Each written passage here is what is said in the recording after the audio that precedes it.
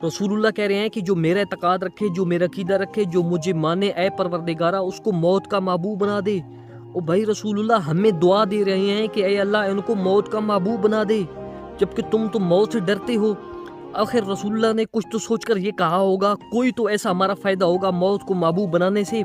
इतने सारे आइम्मा मासूमीन के फरामीन भरे पड़े हैं कि मौत को याद करो, मौत से मोहब्बत करो, लेकिन आज लोग मौत से दूर भाग रहे हैं। जो बंदा मौत को याद रखता है उसको 3 फ़ायदे होते हैं। नंबर 1 उसको तौबा की तौफीक मिलती है। नंबर 2 उसको कनात हासिल होती है। कनात का मतलब ये है कि जो कुछ अल्लाह ने दिया है उस पर राज़ी रहना और मज़ीद की ख्वाहिश ना करना।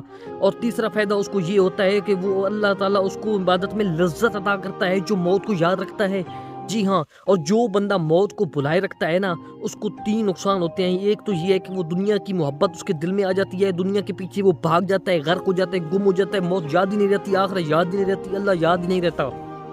दूसरा उसको नुकसान ये होगा कि उसको कभी भी तौबा की तौफीक होगी नहीं, क्योंकि उसने आखिरत को भुला के रखा होगा।